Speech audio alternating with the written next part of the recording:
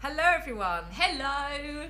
Today's video is part one Yes. of our Serge Lutens Gold Collection review. So we wanted to review a private collection.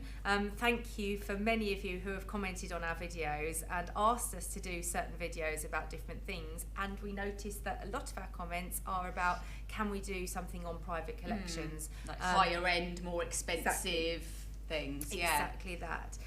So we decided to talk about Serge Lutens because it's a brand that we work with and we know very well, and it is really for us a true niche brand. Yeah. And I don't know about you, Sarah, but I feel that niche has become really popular nowadays. People are looking for that sort of qualitative fragrance collection that's maybe a little bit secretive, i.e. not everybody is wearing it. I mean, people are much more educated about fragrance now, and they kind of want to know the stories. They want to know that they're buying things with quality ingredients, and that's what these kind of collections offer. Yeah, absolutely. Not so commercial. You don't find them everywhere, you know. True niche perfumery you only find in very limited distribution. You have to search it out, and it's sort of the popularity is by word of mouth, I think. You know, not really necessarily advertised. Yeah. But there are lots and lots of collections that are out there. You know, Tom Ford Private Blend, you know, the Joe Malone collections, Armani Privé, just to name a couple. They are really getting very much press at the moment, and people seem to love that. So we thought we'd share one of our favourites with you. Yeah, so we're going to talk about the Gold Collection, or Section d'Or, from Serge Lutens. We've got the bottles behind us, so I'll show you what the packaging and the bottle looks like. So this is the box. So the box is black and gold, and then what you'll find when you take the fragrance out of here is that it comes in like a really nice padded box, and all of the Serge fragrances, whether they're gold or black, they come with a spray top, or alternatively with a screw top. So randomly I've got that in here. Oh, okay. So that's quite nice, because again, it's like if you prefer to splash on your fragrance, you can do. Yeah. Also, if you prefer to decant it into a little atomizer, then you can do that as well, because nowadays a lot of fragrances, they're sealed and you can't undo them. So that's really nice, first of all. And then we're going to do 3 of the fragrances. There is 6 fragrances currently. There's actually a 7th one launching very soon, so we'll share that with you and when it comes out. So we're going to do 3 today, and then we'll do 3 or maybe 4 in part 2. So we'll start off with L'Incendiaire. L'Incendiaire was the first one in the Gold Collection, and it launched in 2014, I want to say, like the second half of 2014. So I was going to say let's have a spray, but there's no spray in it. She wants the spray bit back on. I'm going to put that back in my pot. Splash it on myself. Okay, exactly. Some people do like a splash on, but you know, when you're doing multiple ones in a row, it's not so easy. Okay, there we go. Thank you. First thing I'd say actually is that I really notice they're quite high oil content. Yes, they are.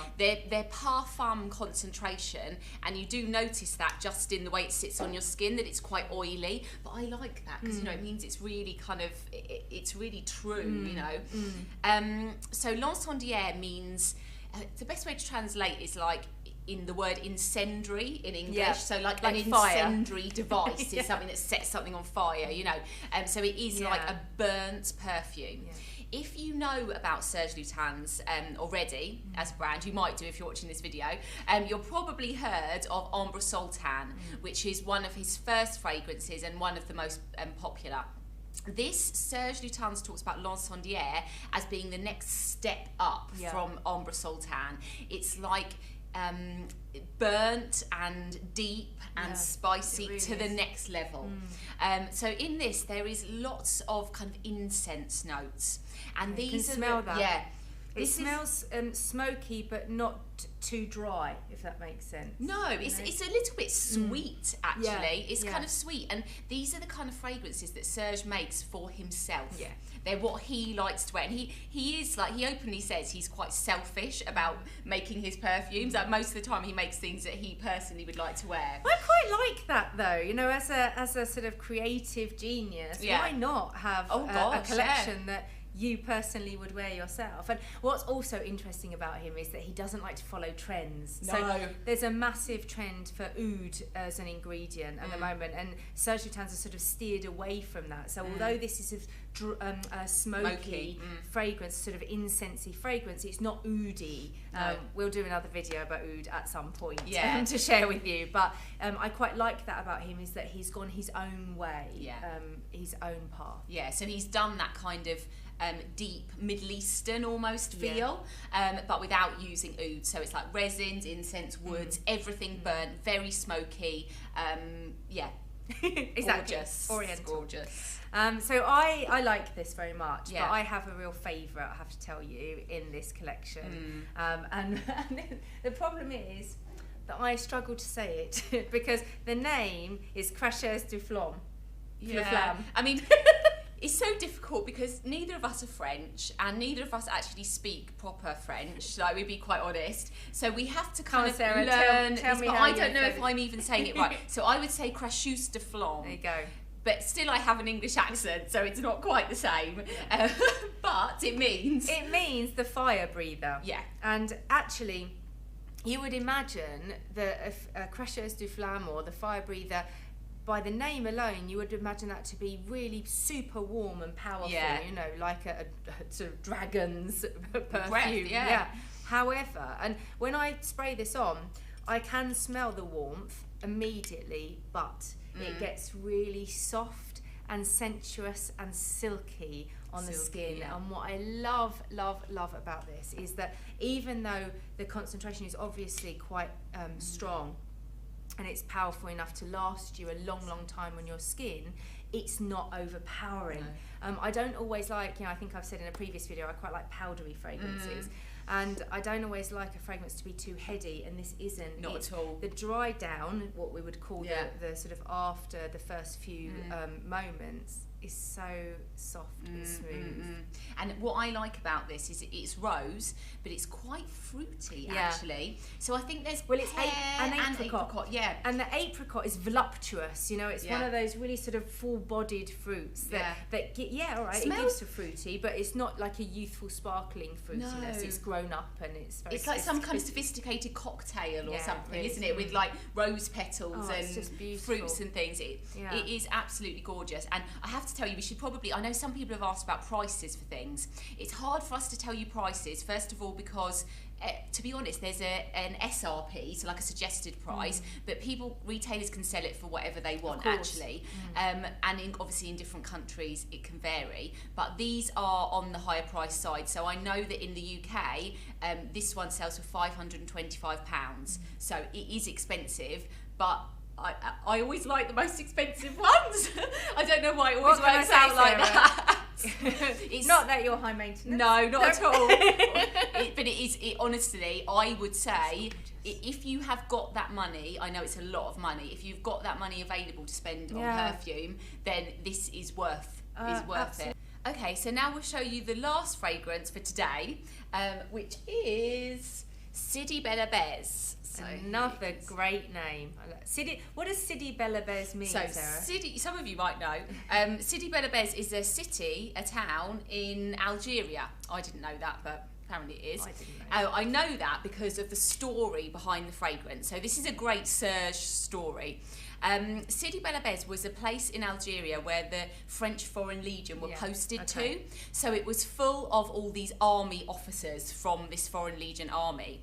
And these army officers got up to some naughty things with the aristocratic ladies of Algeria. And so this fragrance is a story, like a illicit love story.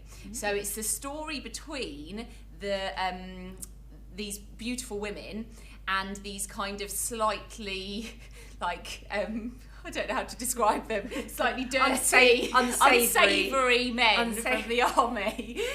But the reason I say dirty is because one of the notes in this is tobacco.